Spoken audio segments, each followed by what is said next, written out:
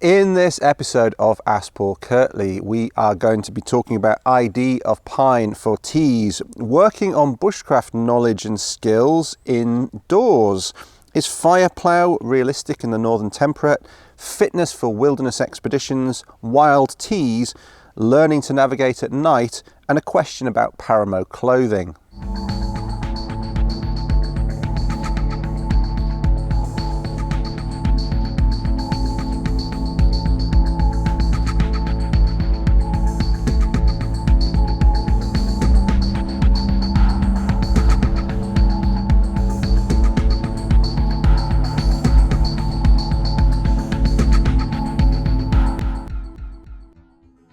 Welcome to episode 57 of Ask Paul Kirtley, where I answer your questions on wilderness bushcraft, survival skills and outdoor life.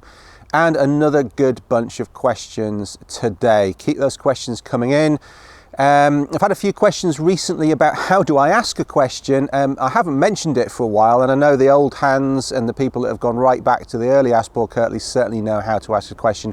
But basically, you've got a number of different ways, and it makes it easy regardless of whether or not you've got some social media accounts or not.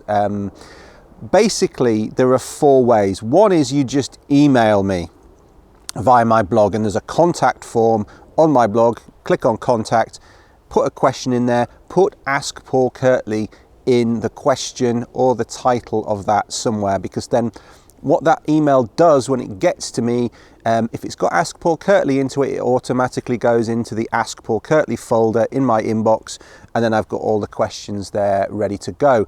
If you don't put Ask Paul Kirtley in there, I don't know if you're happy for it to be on the show. It could sit in my inbox for quite some time until I work through all my emails. So make sure you put Ask Paul Kirtley via email, and it goes into that stack of questions waiting for me to answer. So that's one way.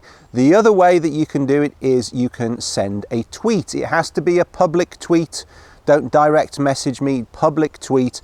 Again, with your question, clearly it has to be short if it's on Twitter, and the hashtag Ask Paul Kirtley. So then I can search on the hashtag and I will find it in the public search, not a direct message. Do not direct message me with questions other than email. The other way is via Instagram.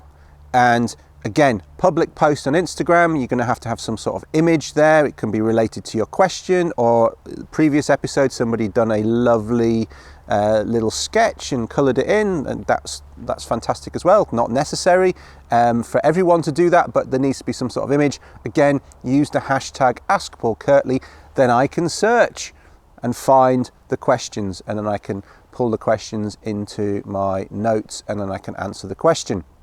Not a direct message. And I had somebody a while ago saying that I was being arsey and a jerk because I was being specific about how I wanted the questions asked. If you want the answer, it's got to get to me, and I've got to be able to find it when I'm making these shows. You can send it by carrier pigeon to the moon for all I care, but I'm not going to answer it if you do that. You have to send it to me in a way that makes it easy for me to answer, because I've got the answers, I've got the questions there when I'm making these shows. If it's sitting somewhere that I don't know about, I'm not going to see it. So sorry if I'm being prescriptive about how to get in touch with me, but I'm trying to make things easy and clear for people so that I will actually see the question. Okay, so you've got email, you've got public tweet with hashtag Ask Paul Kirtley, Instagram public post with Ask Paul Kirtley, and then the other way is that on my blog, under the Ask Paul Kirtley tab, it explains all of those methods that I've just told you, and then also there is the facility to press record and leave me a voicemail. Using your phone, using your laptop, just record the question as an audio file, and then I get an email that says Ask Paul Kirtley in it with your voice question, and again that goes into my question bank. Okay, that's the way. Don't send me direct Facebook messages, don't send me direct tweet messages. I cannot. The problem is that I won't find them at the time. Some of the questions don't get answered for months, and I'm not going to remember that you sent me a direct message on my Facebook page in February. I'm just too busy. And again, that might sound a bit arrogant. You know, I'm trying to answer as many of these questions as possible. If you can't get the question to me in one of those 4 ways, email, tweet, Instagram, or a voicemail, I'm sorry, it's not going to get answered. That's the way it has to get to me. Makes my life easy so I can actually then spend the time answering the questions, not trying to find them. And that's aimed at that idiot who gave me a hard time recently for being an arrogant lie-me, as he put it, for being specific about how people ask me questions. Fine, there's loads of other stuff on the internet. Go and have a look at that.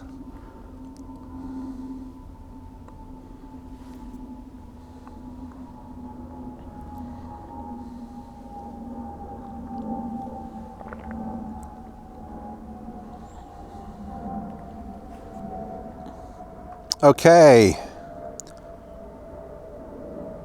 so great example of an Instagram question here from Luke in Woodland. Nice picture of what he's asking the question about and good clear use of the hashtag AskPaulKirtley. I found it and I'm answering it. And it is from February, this question. Yep. But I found it because he's done what I've asked.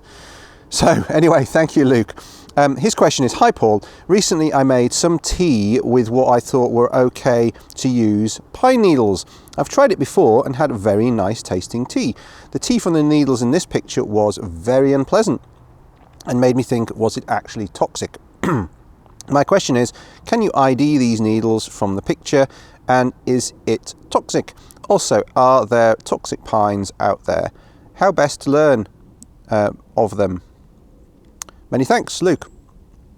Well, I can safely say that you've got a pine there, Luke, and that you haven't poisoned yourself. You'll be glad to know, even if it is a few months after you asked the question. So, all pines, with one exception, Pinus monophylla, which has single needles, monophylla. All the other pines have needles that emanate from the twig, the stem, in at least pairs. Think of it like hairs coming out of a hair follicle, and all of the pines have 2 at least coming out of each follicle. Some have 3, some have 5, some have 7, some have other numbers, but it is largely like this one here. If you're watching the video, there's a couple of Scots pines just over there. We had a windy night last night, some bits have come off, and these needles are arranged in a little bundle called a fascicle, and they are in a pair like so. Yep. And if you're listening to it on the podcast, think of like a pair of chopsticks, if you like, bundled together at one end, like a pair of tongs, if you like. And many of the pines have 2 needles. So here, native Eurasian species, Scots pine, Pinus sylvestris, 2. Go across to North America, similar sort of ecological niche in some ways. You've got Pinus banksiana, jack pine, 2 needles. And then you've got others as well across North America, like Pinus contorta, etc., etc. And they've all got at least 2. White pines, Weymouth pines, etc., more. Yeah, but they've all got at least 2 needles. The needles vary in length, but there are none of them apart from Pinus monophylla, which is not relevant really to this discussion, where there's only 1 needle coming out. So if you find a species which you think is pine and it's got needles coming out in multiples out of the same fascicle, out of the same in a bundle, a little bundle of 2 or more, then you've got the right thing. Of course, you've got the larches and the tamaracks, where you've got a little bundle of needles of maybe about 25 or 30 needles coming out on a little peg, we're not talking about those. We're talking about the pine. So you need to be able to differentiate between those, but you're not going to poison yourself with larches and tamaracks, the larix. But they look like the little splayed kids' paintbrushes, where they've been painting a little bit too vigorously on the paper and the ends become all splayed. Other than that, your spruces, your firs, your Douglas firs, your hemlock spruces, if you like, the western hemlock, eastern hemlock, the tsugas, the pseudo-tsugas, the piquias, the ABs, all of those, single needles coming singly from the stem. And importantly, Taxus, genus, they all have single needles as well. So most of the ones I mentioned there are not toxic. Yew is toxic, but all of them have single needles. So if you're making pine needle tea, as long as it's got needles at least 2 in a pair, or 3 or 5 together, then you've got a pine, and none of them are toxic, and all of them are able to make pine needle tea. Now, some of them do taste better than others, and some of them are more resinous than others, of course, and some of them at different times of the year may be somewhat sharper, more astringent than others. That's a matter of taste, but in terms of toxicity, you've got no issues there. So hopefully that's helpful in terms of identifying them. I do run a tree and plant ID course. It's quite involved, but if you are interested in lots of tree and plant ID, that's a course to get onto. I only open it once a year, and the next time it will be open is over the winter of 2017 into 2018. The course gets going in the beginning of the year. There are 12 modules which take you through the year, and there are live tutorials. There's a Facebook group, there's a community around it as well, and it works very well. We have people who go from 0 to being very good with their ID for bushcraft and survival during that program, and that's what it's for. It's not a course for botanists as such. It's a course for people who want a practical bushcraft and survival level of ID knowledge, so that they know how to identify common, widespread and useful plants, and pines are definitely one of them, and being able to positively identify your pines amongst others is very, very useful. So if that's something of interest, you can go to online bushcraft courses, which is one of my sites that I use to deliver all of my online training, and you can get more info on the, or at least register to get more info when it's available on the Tree and Plant ID Masterclass there. Onlinebushcraftcourses.com.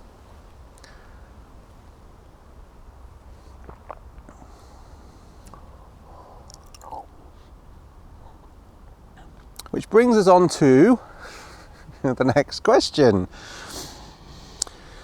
And this question is from Andrew. And Andrew asks, hello, really enjoy your videos and blog. They've helped to reignite my interest in bushcraft and outdoor skills. My question is, are there any ways to work on skills and or knowledge without being outdoors? I know nothing is going to replace actually getting out into nature, and I wouldn't want it to, but I often find myself in a position where I have an hour or two to spare between work and other commitments, which isn't enough time for me to get into the forest or similar, but I wonder if there's anything I could use that time to practice or work on. Well, that's a very good question, and I'm sure that is a question that's relevant to many people, Andrew.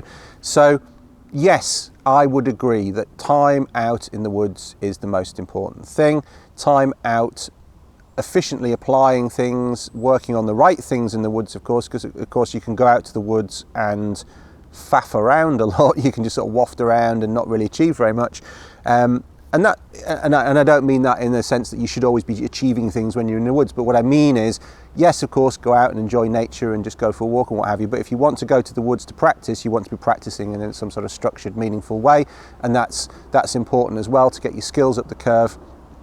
And I would thoroughly encourage that, and I would say that there isn't any way to get around that in a lot of ways. But what you can do, I mentioned online, you know, a lot of you get a lot of value from my blog, articles, and then of course we've got videos, we've got podcasts. You can learn thinking, mindset, approach, technical knowledge, in terms of everything from knowing what the major contaminants that you might encounter in water are, to knowing, at least theoretically, the protocols you've got for dealing with water purification. You can start to learn tree and plant ID, although again you need to go out, and even my online programs require you to go out and do some homework where you're in your local area looking at the trees and the plants that are in your local area, so that you've actually got some practical application of what we're doing on the online course. So melding those two is good. One really underestimated thing that you can be doing, and a lot of people don't do these days, is reading.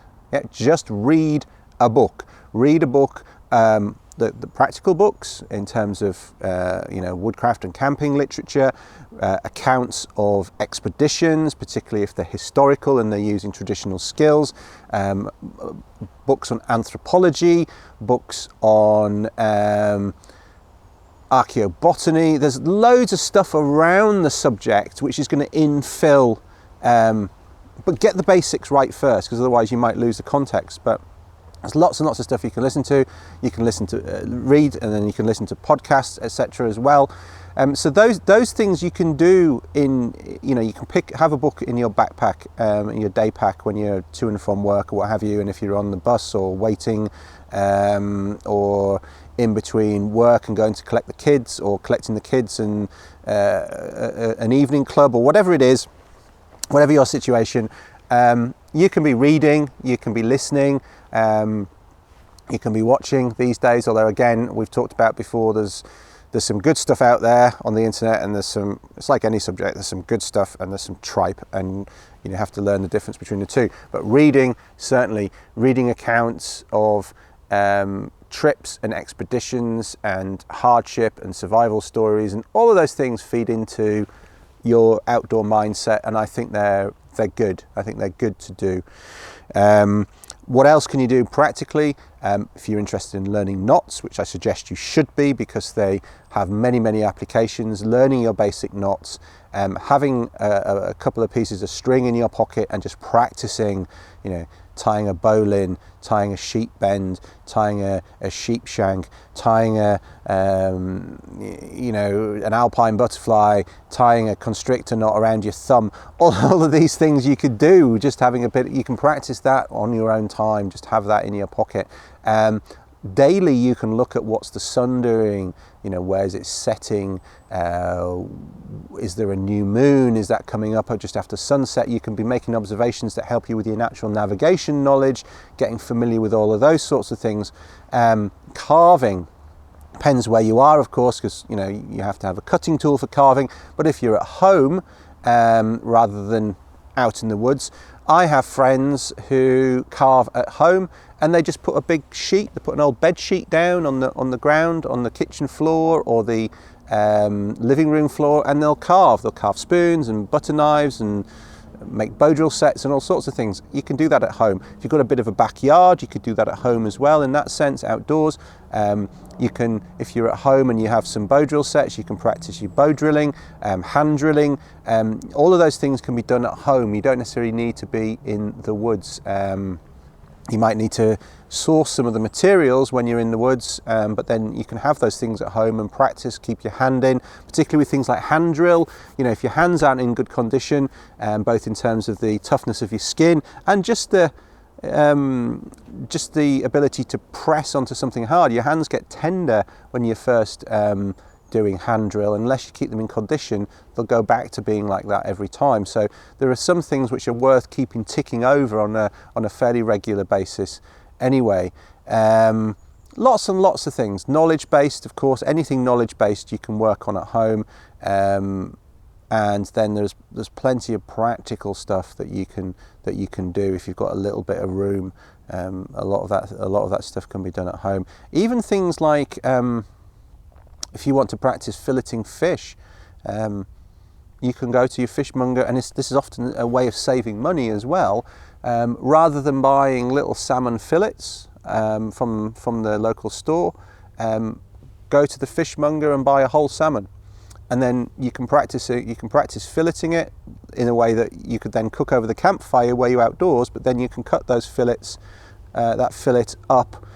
Some of it can go in the freezer. Some of it can be for dinner, and you'll save yourself quite a few pounds or dollars, depending on where you are. I don't know where you are actually, Andrew. Wherever you are, you'll save some money doing that because you're doing the work of cutting up the fish, and you're learning how to do it. Lots of cooking. You could think about recipes that you might like to try in the woods, and you can work on them at home so you're familiar with the ingredients, you're familiar with preparation times. That can all be done at home so that when you get into the woods with your billy can or your frying pan or your Dutch oven or whatever it is, that you can apply it well. You're not having to worry about anything other than managing the heat that you need. You're familiar with the method and the recipe. All of that stuff can be done at home. All of that, lots and lots and lots and lots. And the more you think about it, actually, the more there is. So hopefully that gives you a few good ideas.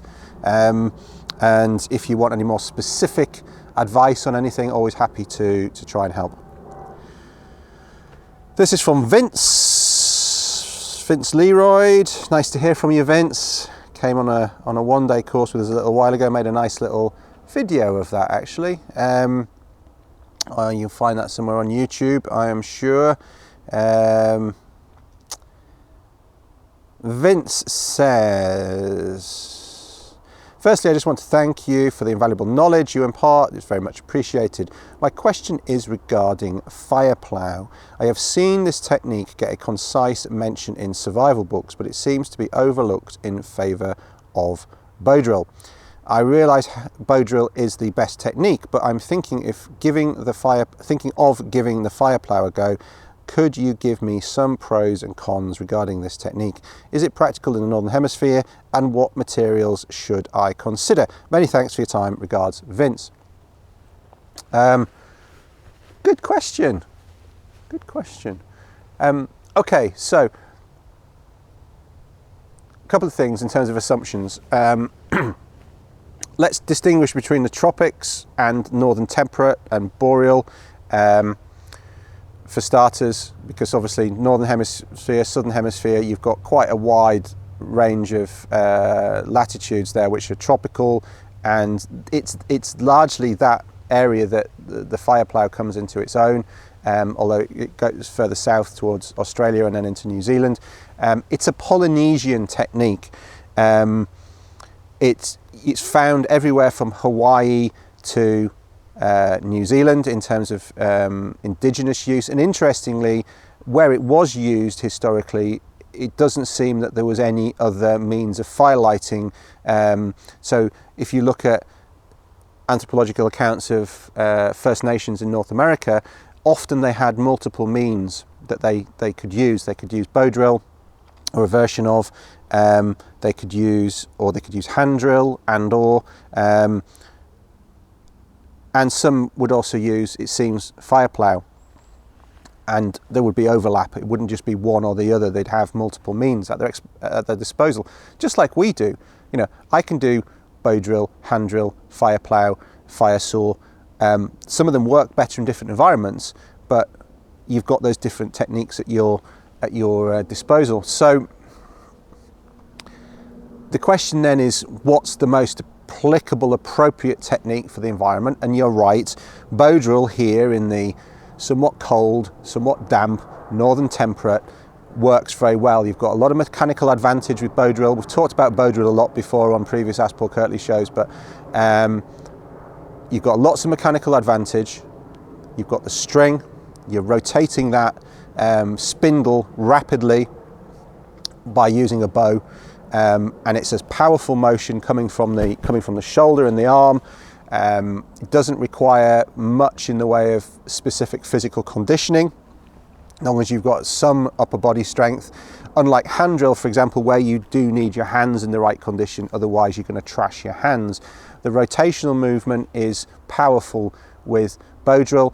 And the other thing is the downward pressure that is required for friction is independently applied from the rotational movement. So you can vary those two things for whatever material you're using. You can get that balance right and get the smoke flowing and the ember forming. And therefore there are a wide range of different materials you can use. Oh, excuse me. There are a wide range, so you've got the widest range of materials of any in the Northern Temperate can be sourced to use with bow drill. As long as you've got a decent quality piece of cordage, piece of paracord or a piece of rawhide and some rudimentary cutting tool, you can make a bow drill set and you can make fire. And you can make fire pretty soon after you've sourced the materials. And that's one of the reasons we teach it as a elementary skill. On my elementary wilderness bushcraft course, that's the friction fire lighting skill that we teach, because it is that foundational technique, and you can use it in many places inside Northern Temperate and Boreal and outside of that zone as well. So it's really important. Hand drill is harder to apply in this environment, partly due to material selection, partly due to the fact that you need to often process the material in order for it to be ready to use to make a fire. And the best way to do that straight in a hand drill, for example, is that you've got some heat and therefore you need a fire in the first place. So it's a little bit further down the line. I teach that technique on my intermediate wilderness skills bushcraft. That's why it sits above, like some of those other skills on that course, because they require you to be established in the environment, to have some things in place. You're getting a bit deeper into that natural economy. It's not things that you're suddenly parachuted in and that you can apply immediately. You've got to be there for a little while. You've got to start collecting materials, preparing them, maybe waiting a few days for them to dry, etc., etc. That's what we do on the intermediate course. Fire plough. So fire plough, a couple of observations. One is it emanates in Polynesia. So culturally, that's where it belongs. But also you have to understand the nature of the materials. Now that's a wide geographic region, from Hawaii down to the Maori in New Zealand, up through the Pacific. There's a big area there. Northern Australia as well. It was known to have been used. So what type of woods have you got available to you, and what is the nature of the environment that you're in? Is it cold and damp, or is it relatively warm, etc.? Hibiscus is one of the best materials to be used, and that clearly has a certain geographic range, and so that is part of it. So there's a cultural carrying of the technique with the Polynesians, and then there's also availability of suitable materials, and that's part of the issue. So by all means, and I know you're working on your bow drill, Vince, as you develop your bow drill skills and you apply the bow drill with different materials here in the Northern Temperate, the ones that work well for friction, think about maybe applying those for fire plough. Some of them work better than others. It's hard to find materials here, native ones in particular in Northern Europe, that work well for the fire plough. The hardness of the plough is important. The shape of the end of the plough is important. So look at some good diagrams of, or even photographs of fire ploughs that work, and try and replicate the end of the plough. That shape's very important. And then in terms of materials, you can play around with things like clematis as the baseboard. You can play around with things like ivy. You can play around with willow, as long as it's not too hard.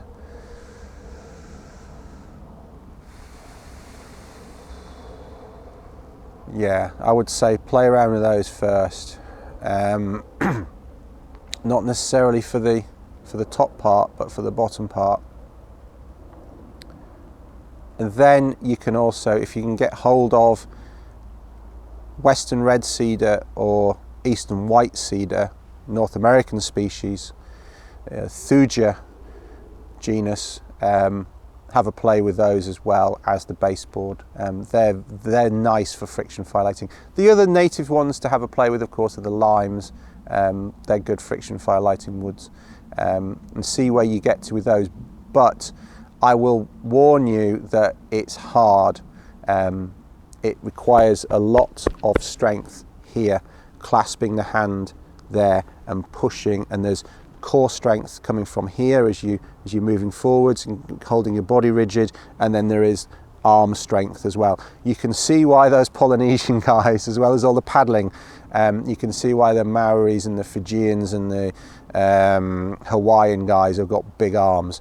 It's all that fire ploughing, because you need the arm strength. But hopefully that helps, Vince.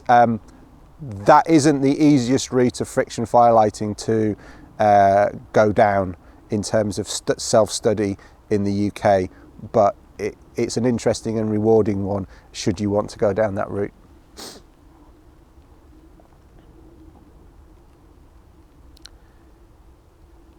Question from Brian Legat, or Leggett.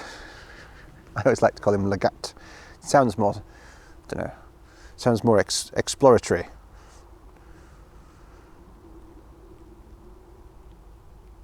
Question is, just reading it again here, it's sort of quite spread out on the page, the formatting.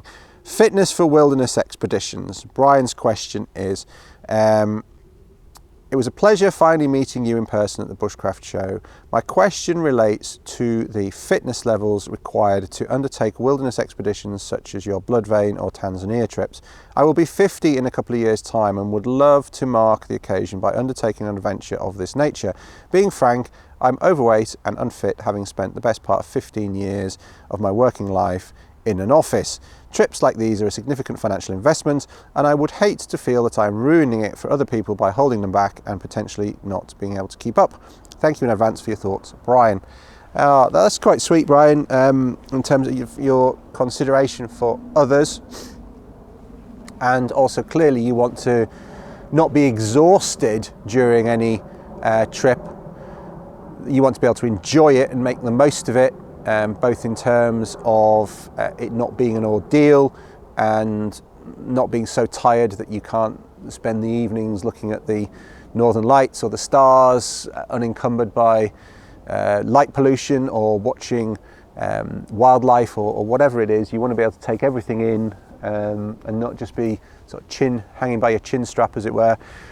So I completely understand that, and yes, you do need to have some level of fitness for undertaking trips.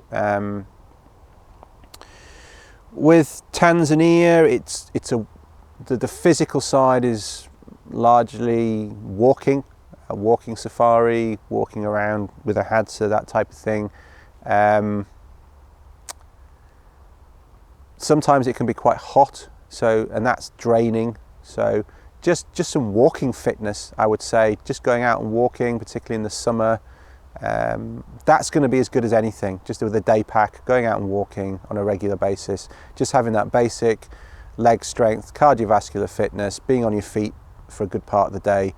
And actually, to be honest with you, Brian, I see that with people who come on courses with me who are mainly sedentary, who work in an office.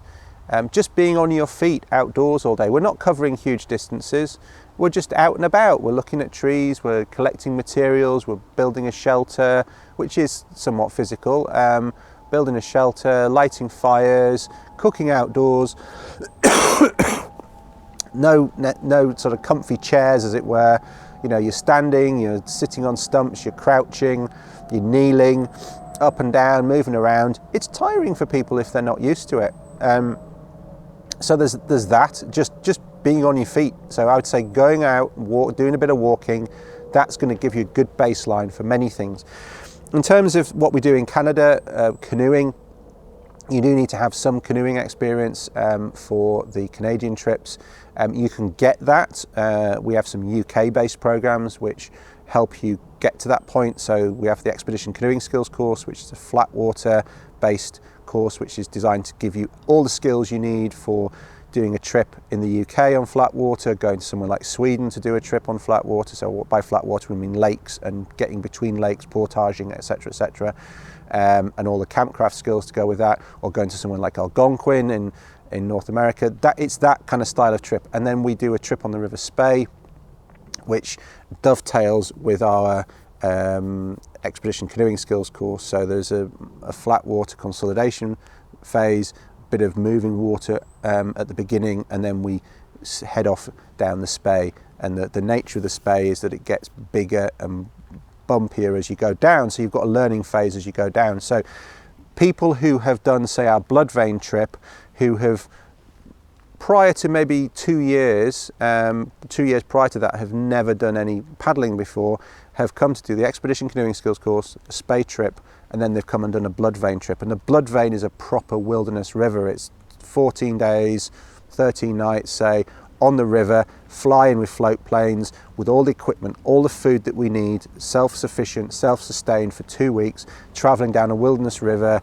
It's a pool drop river, so some of it's flat, some of it's got rapids, but it's flat, rapids, as is the nature of Canadian Shield rivers. And it's a great trip, and it is somewhat tiring. There is that sort of core strength, torso rotation with your body, which comes from here. But if you've got to the point where you're able to come on that trip in terms of paddling experience, whether you do it with us or whether you, say, get up to 2 to 3 star UK British canoeing standard elsewhere, you know what that means in terms of paddling. Your body knows what it means, and you're kind of naturally there. And then, of course, there is the portage element of canoe trips, and that's just walking in the woods with a pack on, or walking in the woods with a boat on your head. And again, walking, doing some regular walking, up and down some hills maybe with a backpack, with a little day pack on, nice rolling countryside. If you go out on a regular basis, on a weekend, if you spend a day or even a half a day every other weekend or every weekend in the 6 months prior to a trip like that, going walking, you'll be more than fit enough, because again, you're going to be on your feet or in the boat most of the day unless you're sleeping, and you've got the canoeing skills, you've got the walking fitness, you've got the ability to carry a little bit of weight through the portage. None of the portages on the blood vein are particularly long. I think the longest one is about 370 meters. But it's just that you're not sitting all day. You're not sitting doing nothing all day. You're sitting or kneeling paddling, or you're walking through the portage trails, or you're on the camp spot and you're going out getting firewood, setting up camp, etc., etc. And then you're enjoying the surroundings otherwise. So yeah, I think it's well within your capabilities to do any of those trips. I mean, none of our trips are made to be, you know, ordeals. They're meant to be accessible as much as we can make them in terms of prerequisites, and they are meant to be enjoyable, and they're meant to, our job really, what my job is generally, is to enable people to go out into nature, to go out into wild places and to do the things that they want. And that's kind of, I don't have a mission statement, but if you wanted to, I think it would be that, in terms of sharing information and knowledge with people online, like I am doing now, podcasts, videos, etc., sharing information on my blog, writing magazine articles, contributing to people's books, which I've done a number of, and also then teaching courses, teaching skills, and leading trips. All of those are aimed at helping people get to where they want to, both figuratively and physically. That's what I do. So none of what we do is aimed to put barricades or barriers in your way. And if you're concerned about fitness, you shouldn't be. All you need to do is have a plan. You're thinking about it a long way in advance, which is good. And this goes for doing something with me or doing something with anybody else. If you want to do an adventurous journey, some adventure travel, a wilderness trip, is think about it well in advance. Think about saving up, putting money aside, and while you're doing that, think about getting your basic fitness levels up. And that doesn't mean going to the gym and doing weights and going to CrossFit or anything like that. It just means getting out on your feet, because that's you know, if you're sedentary, that's the main thing. Yeah, if you go out walking every weekend or do short walks 2 or 3 times a week, preferably with a bit of a day pack on with a bit of weight in it, so you're used to having a few things on your shoulders, that will be more than adequate to get you up the curve. And you can ramp up, you know, do some slightly longer walks perhaps closer to the trip, and you'll find it, combined, if we're talking about the canoeing, with doing the canoeing training that you need to do, you'll find it no issue at all. And I know that because we've had plenty of people come and do that with us before, Brian, and you're not outside the age bracket that we get on those trips by any means. Your lifestyle is not uncommon, and that's what we do. So it's fairly straightforward for you to get on any of those trips in terms of getting yourself up to speed. So hopefully that's useful. But if you've got more specific questions, you know where I am. You're on my online courses. We have fairly regular contact. You know where I am on Facebook. You know where I am on email. So you can ask if you've got more specific questions than that. Please do just ask. Wild Teas. This is from Duncan, who also met me at the Bushcraft show. Good to hear from you, Duncan. Wanted to ask you a question. Would you say that what would you say are this? Sorry, there's too many words in there. What would you say are some easily identifiable plants that I can make a tea out of in the woods? I love nettle tea, but what others would be good to try? Well, nettle's good, of course, and that's quite a particular taste, but other things you could try that are easily identifiable: wood sorrel, Oxalis acetosella, quite a tart, lemony, apple peely flavour in the leaf. Some of that steeped in hot water adds a nice flavour to it. Ground ivy, Glaucoma hederaceae in the mint family, very slightly medicinal taste.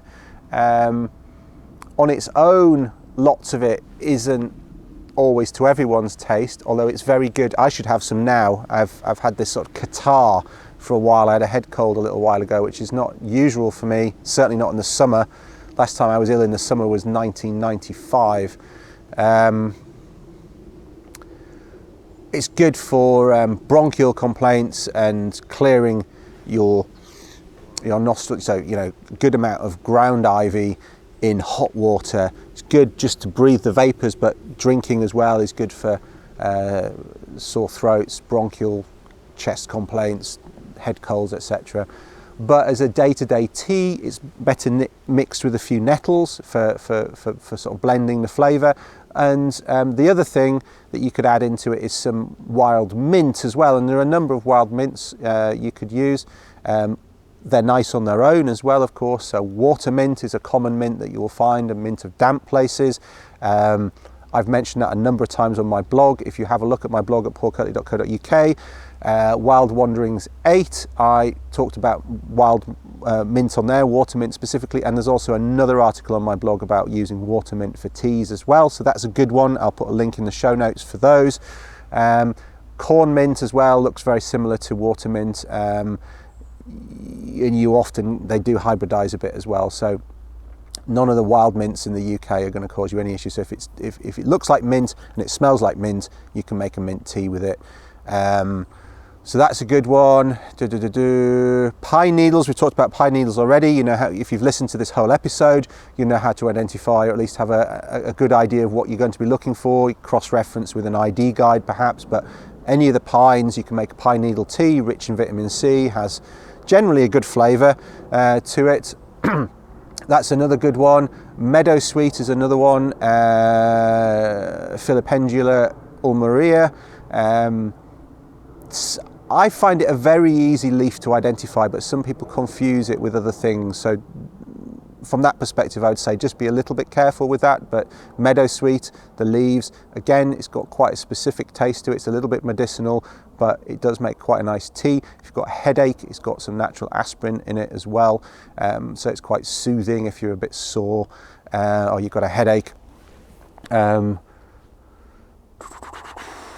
Those would be the kind of top ones, and then you can start using things like bramble leaves in the spring, that type of thing, going to give you a bit of a fruity flavour, and then you can start making cordials and all sorts of things with fruit. But in terms of leaf teas, green leaf teas, that common, widespread, easily excuse me, easily identified, those are the ones that I go for.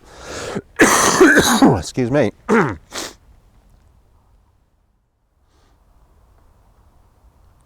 Learning to navigate at night.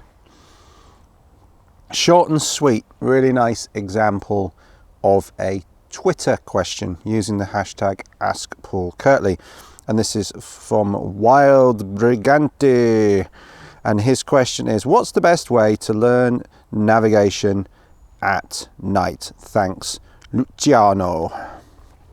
Well, Luciano, I think your question is what's the best way to learn to navigate at night, as opposed to learning all navigation during the night. I think that's what you mean. So I'm going to take it as what's the best way to learn how to navigate in the dark. The way I teach people to navigate at night is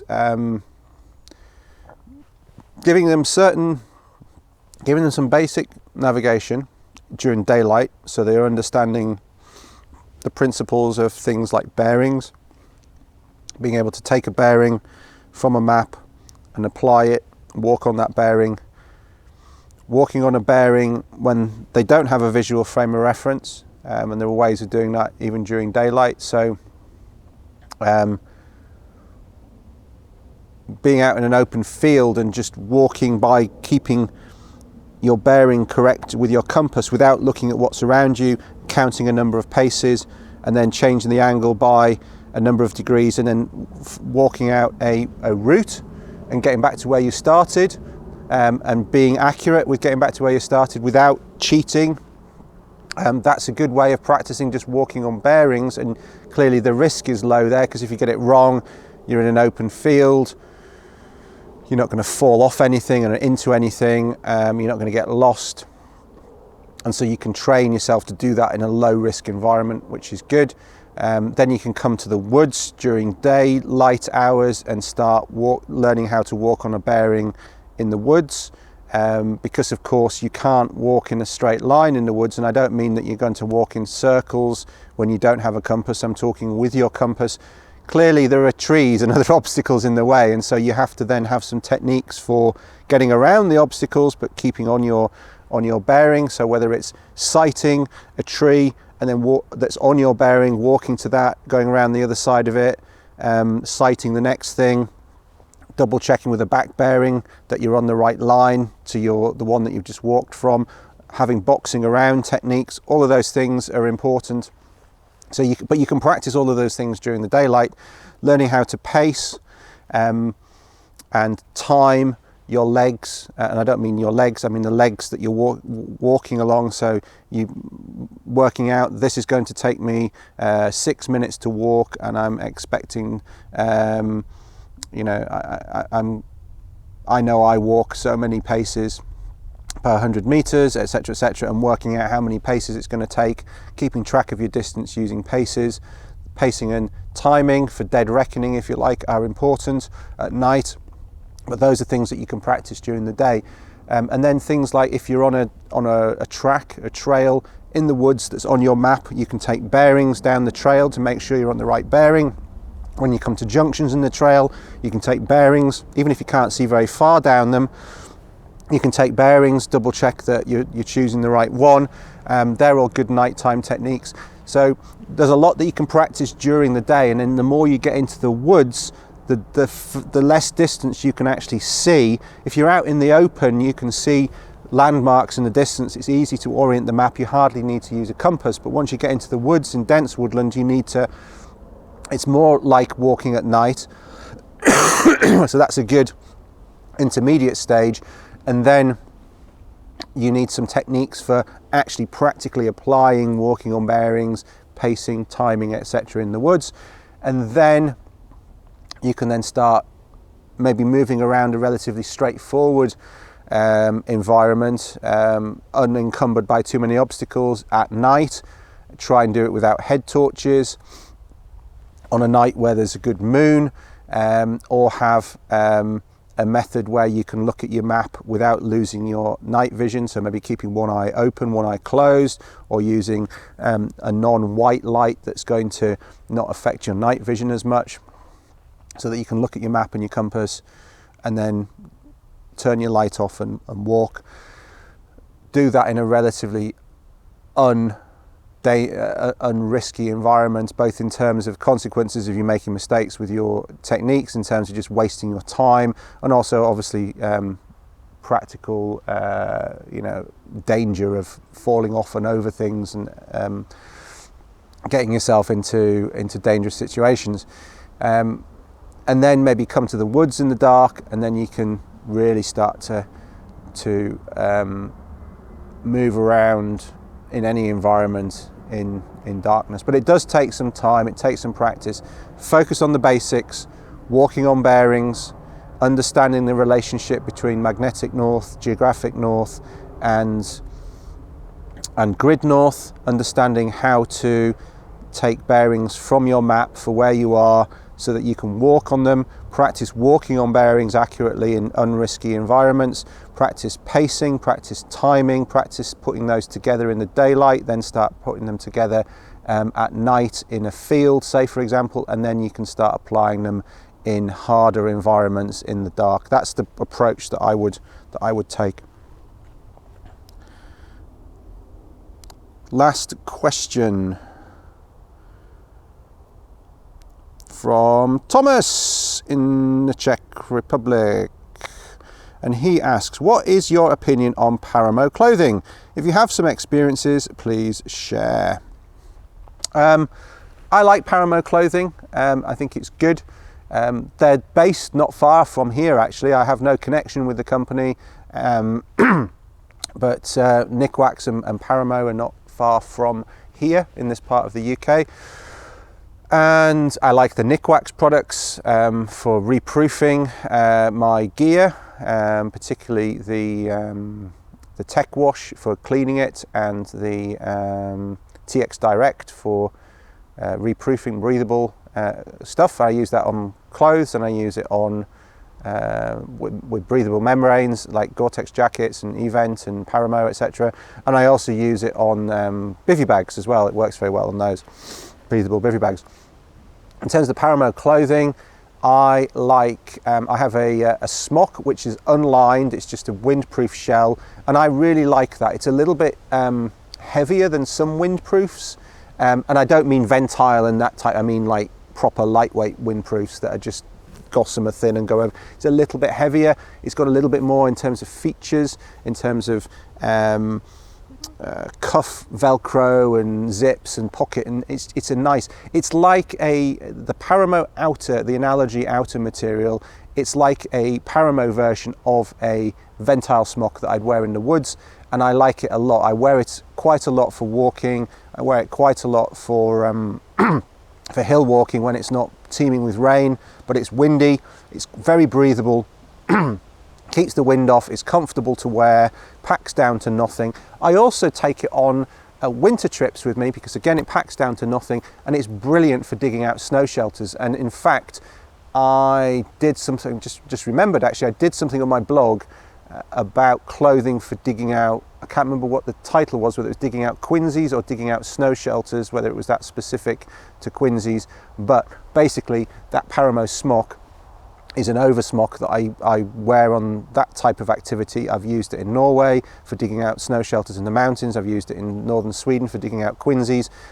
It's great because it stops your other stuff getting wet, and it's not your main smock either, which is going to get wet. So you can take off your big heavy ventile smock, for example, in the northern forest with a fir ruff and all of that, and you can put this little smock on which seal it all up, keep the snow out, keep the snow and moisture off your base layer, and then it packs away, it dries out very quickly and packs away to nothing. So I really like that. And then the lined stuff as well is good, whether they're the smocks or the jackets, they work very, very well. And I have friends in mountain rescue who, many mountain rescue people wear Paramo here in the UK, where they're going to get cold and they're going to get wet unless they've got the right clothing. And even if they do get a bit wet, the Paramo stuff seems to keep them dry, keep them in the right condition when they're moving, in the right condition when they're stationary, looking after a casualty. Lots of people who are in arduous conditions in the outdoors in the UK in particular really rate it for those things. Also, it works nicely under ventile in the same way that buffalo tops work well under a ventile top. The lined Paramo smocks, if you use that as your warm layers, if you like, the analogy material, the thin material, it's like Pertex. None of these synthetic outer materials are good in heavy briars where you've got thorns, abrasive materials against them, or fire is the main issue with all of those synthetics. If you get a spit from the fire onto them, straight through. If you put a ventile smock over the top, it protects the finer material on the inside. And then the other thing, everybody should know this about ventile. It isn't the most waterproof fabric in the world. People say it's a Gore-Tex equivalent. No, it's not. I like ventile a lot. I've got a double layered ventile smock that I had custom made for me. Ian and I had one made a few years ago for our winter trips that we do in northern Sweden, and we love those smocks. They're absolutely fantastic. The lighter weight smocks that Snowsled used to make, that Hilltrek still do make, those type of jackets, they're fine for the woods. They're good and they're breathable and they protect your inner clothing. But when it really lashes it down, they don't keep the water out. I've worn single layer ventile smocks in the hills in Scotland and really regretted it.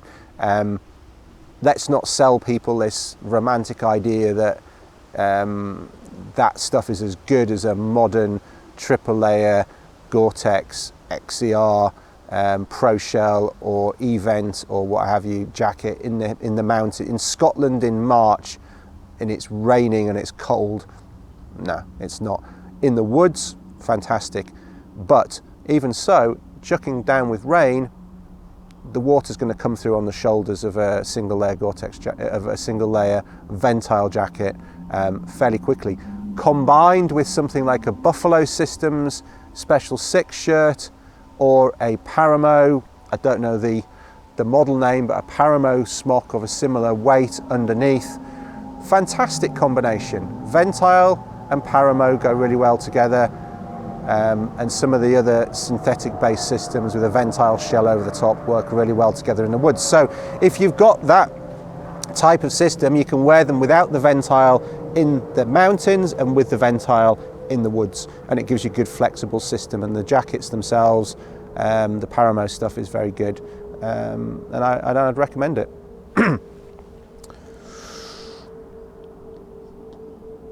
And that brings us to the end, I believe. Brings us to the end of Ask Paul Kirtley 57. So thanks for your questions again, all good questions, range of different topics that it takes us down there. All of these questions help bring a conversation to the fore, different things to the fore. It helps draw stuff out of me that I wouldn't necessarily think to talk about, certainly not at that moment. It draws things out of me, different perspectives that are based on my experience, but maybe I wouldn't choose to write an article about or make a tips and tricks video about or what have you. So that's really useful for me to get that information out to you. Thank you for the questions. Thanks to all of you for your attention, everyone who's listening via the podcast, everyone who is watching via the videos, whether it's on my blog or on YouTube. Much appreciated for your attention. And might I ask, as always, if you are watching. Please leave a comment below wherever you're watching the video. Please leave a comment. Please like the video if you're able to. Just clicking like, and on YouTube leaving a comment helps, or leaving a comment on my blog is always appreciated. I do read every one. And also, if you are on podcast land, please leave a rating in the appropriate place on the platform that you're on. Even if it's just giving it a star rating, leaving a comment is great, but just saying you like it, if you do, of course, is very, very helpful. It helps put it out in front of more people, which helps me, frankly. It helps me because the more people that see this, the more I can justify spending the time doing it. And of course, the more people who watch, the more good questions we get, and then everyone benefits. So thanks again for your questions, thanks for your attention, and I will see you on the next episode of Ask Paul Kirtley before too long. Take care. Cheers.